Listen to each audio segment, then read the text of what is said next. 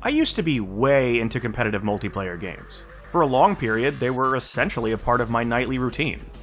But as the years passed, my interest in taking on other players online just sort of waned. Partly because my friends and I simply lost interest, and also because all the biggest franchises we dedicated ourselves to kept declining in quality. I didn't stop playing multiplayer altogether, of course, but now anytime some big new online-focused title comes around, I'll only spend a few sessions with it if I play it at all. So, Dead by Daylight has gotten 200 hours out of me. Dead by Daylight came out back in 2016, and while I ended up buying it then, I never actually played it. I knew it was popular and had a dedicated audience, but outside of that, I didn't give it much attention. It wasn't until the very end of last year that my group and I, looking for something to play, booted it up for the first time, and we had a few really enjoyable sessions. But then afterward, I kept playing. And then I played some more. And then I bought most of the DLC. Like when I talked about Sea of Thieves, Dead by Daylight grabbed my attention in a way I never would have expected. Its unique premise, easy to pick up but tricky to master gameplay, and incredible variety, if you pay extra, have kept me coming back the last several months, especially recently since my house flooded and I'm stuck in a stuffy guest room for the foreseeable future. It definitely has problems, some pretty sizable ones in fact, but even so, there's something weirdly addicting about the formula here that makes DBD stand out from so many other games. By the way, I know some hardcore fans will scoff at and dismiss my 200 hours of playtime, as some have invested thousands of hours into this game the last 6 years. I'm not claiming to be an expert, and I personally think 200 is quite a lot, but if that's enough to invalidate my opinion to you, okay, fine. Hopefully the perspective of someone relatively new to all this murder stuff will at least be interesting to the rest of you. For those of you who may not know, Dead by Daylight is an asymmetrical multiplayer game where one player, the killer, attempts to hunt down 4 other players, the survivors. But it's not simply a matter of poking them with a sharp object and calling it a day. During each match, known in-game as a trial, the killer not only needs to attack each survivor until they're put into a downed state, they then have to pick them up and gingerly place them on one of the many sacrificial meat hooks dotted around the map. If anyone is hooked 3 times, or left on one hook for long enough, they're fully dead and out of the game. Do this to all 4 opponents, and the overseeing presence responsible for these trials, known as the Entity, will smile upon you. The survivors, who presumably don't want to die, must repair 5 of 7 spread-out generators. Doing so powers 2 exit gates that they can then open and leave through, although if you're the last man standing, a hatch will also randomly spawn, giving you an easy alternative out, provided the killer doesn't find and close it first. Survivors have no offensive capabilities outside of pallets they can drop that block or stun a pursuer, and are incapacitated after only 2 hits, so making it out comes down to hiding, evading during chases, and cooperating with your teammates. Working together on generators significantly speeds up the repair process, teammates can save one another from hooks, and by default, a friend is required to heal your wounds. Though you can find chests littered around with items like medkits, toolboxes, and flashlights, letting you be a bit more self-sufficient. DBD is actually pretty simple, mechanically speaking. Aside from their special abilities, which I'll get into in a bit, all killers share the same basic controls with a standard melee attack, and survivor inputs more or less rely on 2 buttons outside of the typical character and camera movement. On PC, you'll mostly hold down left-click on the mouse to perform actions, and hit spacebar every so often to complete the abundance of skill checks that pop up.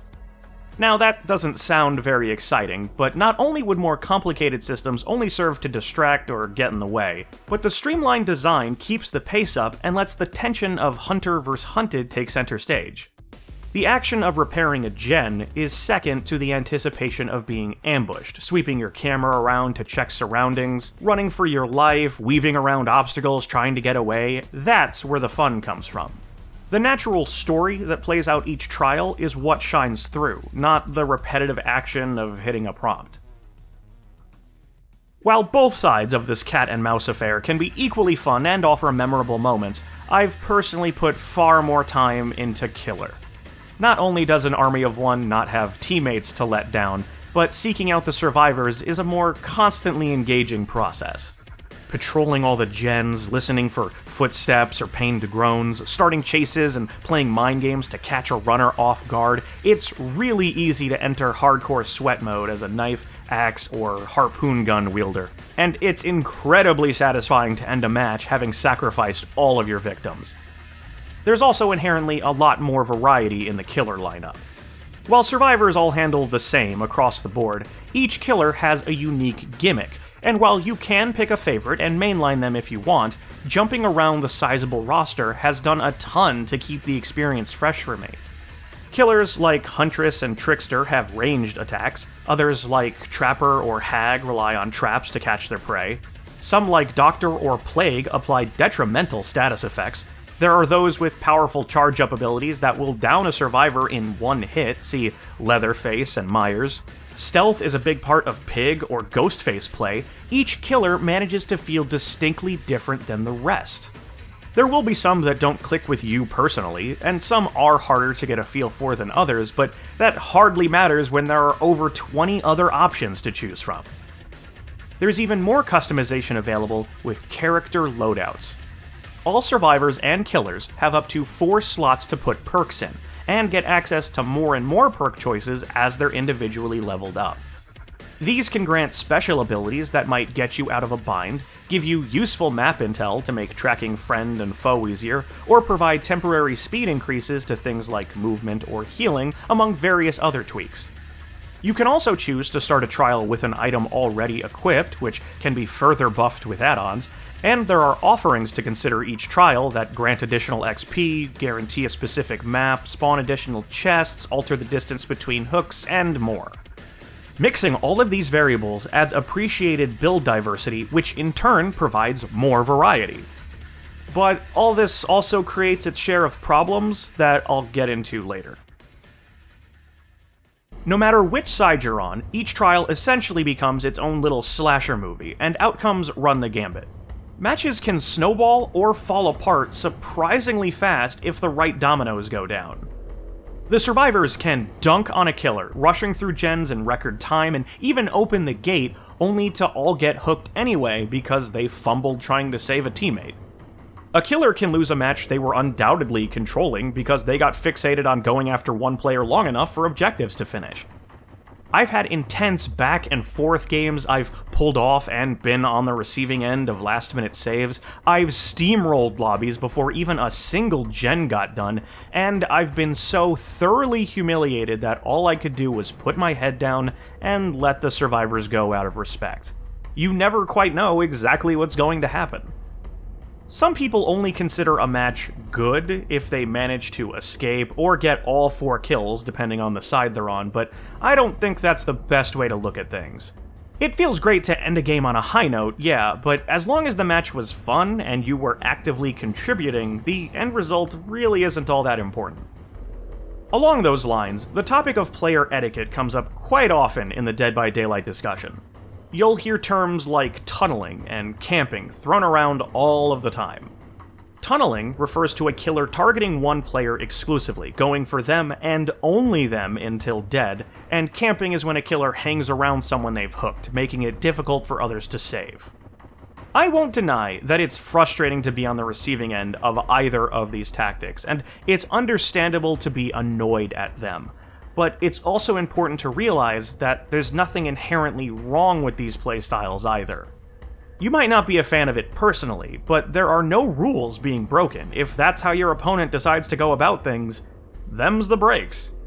Don't report them, don't call them names, just quietly seethe and move on. Trust me, I know from experience. That said, if you are playing killer, I would advise against both tunneling and camping if you can help it. It's just sporting to give the survivors a chance, even if it's brief. That's not to say I never do either. There are times when I see a potential snowball and it's just too tempting, and as far as I'm concerned, once the survivors are down to 1 gen, all bets are off. But when you can avoid it, you should try to. It simply makes for more interesting games. Plus, you won't get called bad words after the match.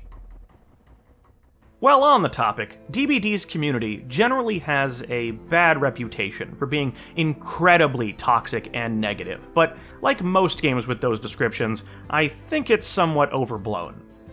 The main reason people have that perception about certain games is because the idiots tend to be the loudest, and are the ones highlighted in YouTube videos and on social media. But in my 200 hours, my interactions have mostly been on the positive side. Whenever a trial is over, I'll typically type GG's in the post-game chat. The overwhelming majority of the time, I either get no response at all, or a cordial GG's in return. I've even gotten compliments, or had brief talks about what happened in the match. It's only occasionally I'll get a salty player angrily typing at me for playing in a way he or she didn't like, whether true or not. Actually, the most wholesome interactions I've had in Dead by Daylight have all been born from rage quits.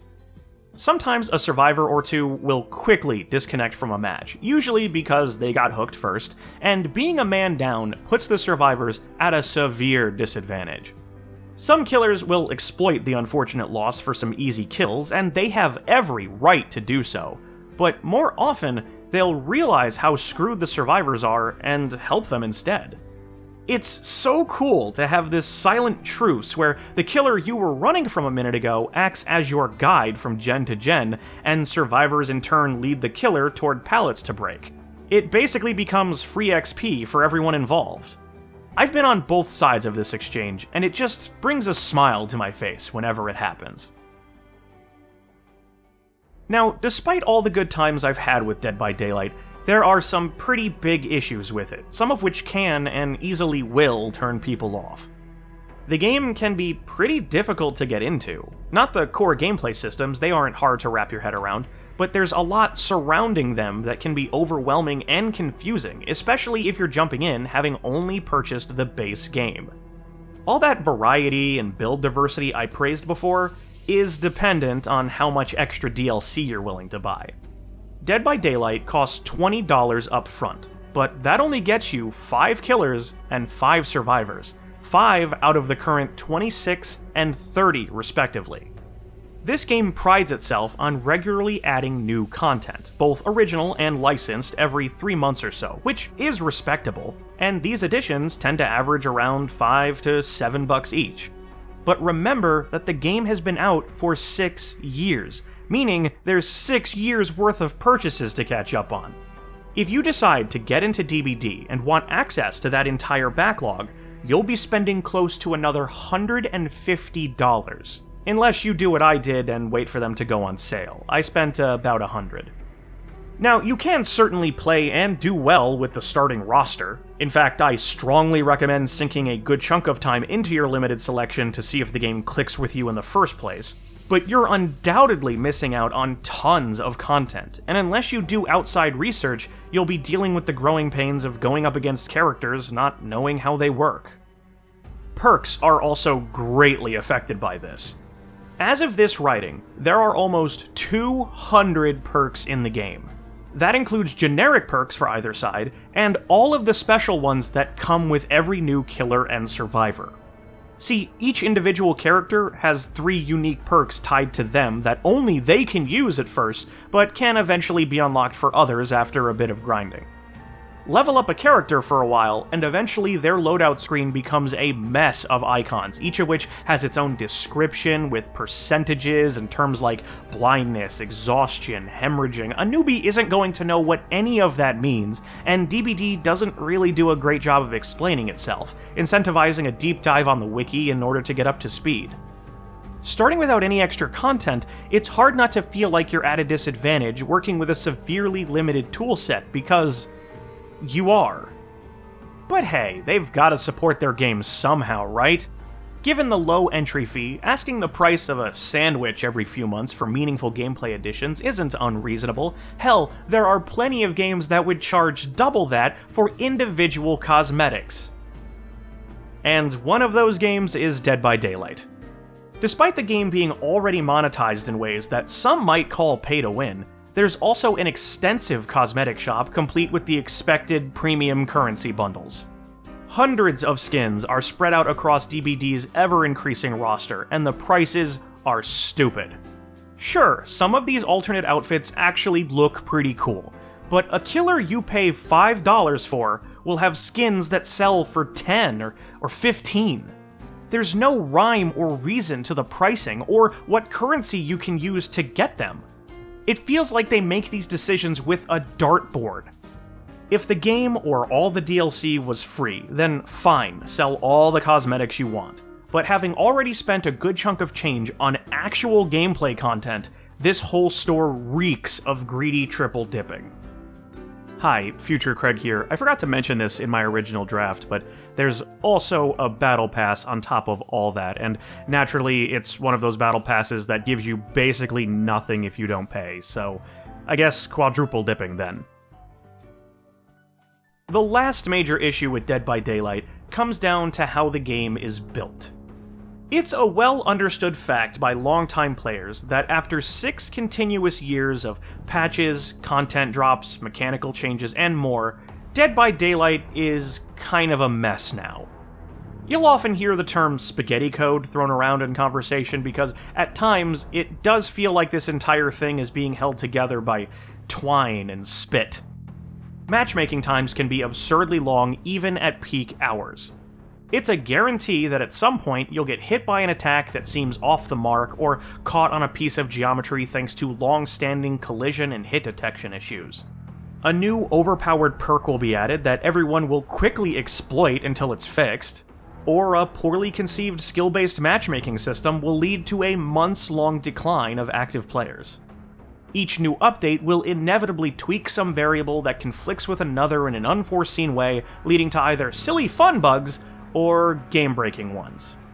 Recently, I was playing a killer match as Myers, and when I went to grab someone off of a generator, I am now stuck. Can't move. Game's over. In half a second, I went from one of the most feared icons in all of horror to a wax figure in a museum. And to add insult to injury, I happened to be going against a streamer at the time who got to laugh at my misery in front of her audience. As if I wasn't emasculated enough. Because the devs are always rushing to get something new out every few months, polish naturally becomes a lower priority. While fresh content is all well and good, there seems to be a growing consensus that Developer Behavior Interactive should step back, take a break, and focus on fixing what they already have. Make sure the foundation is fully solid before trying to pile more bricks on top of it. I'm not saying you'll be running into game-breaking issues non-stop. You'll play plenty without anything going wrong. There's just this overarching cloud of jankiness hanging over the whole game. You won't see it all the time, but you'll always feel that it's there. Dead by Daylight has some very rough edges, and the amount you have to invest, both time-wise and monetarily, to get the most out of it is a pretty big hurdle to get over. But who knows, maybe it'll grab you the same way it did me. I mean, it's successful for a reason. I never thought I'd put as much into it as I have. But if you decide to give this game a try, start out the same way that I did. Buy only the base game, find a group of friends, hopefully some of which already own it, and focus on doing no-pressure custom matches. Rotate who plays killer every round so you all get a feel for it. I'd suggest not using any perks for a while in order to avoid confusion, and just have fun. After a couple sessions, if you feel like you really want more, look up some detailed breakdowns of characters and consider buying only the ones you're interested in. I'm sure I'll naturally fall off eventually, and maybe one day some other game will dethrone Dead by Daylight from its comfy position atop the asymmetrical genre, but so far the competition hasn't really come close. Friday the 13th didn't go anywhere, that Evil Dead game came out as I was writing this, and Texas Chainsaw Massacre is getting its own Versus title, but I can't help but wonder what the point of these are. Why would I play a copycat that's forever locked into one license with one set of characters when DBD doesn't really have that restriction? I welcome the competition, of course. Complacency breeds decline, after all. But until another similar title can offer something approximating the same amount of variety, I think Dead by Daylight will be pretty hard to beat.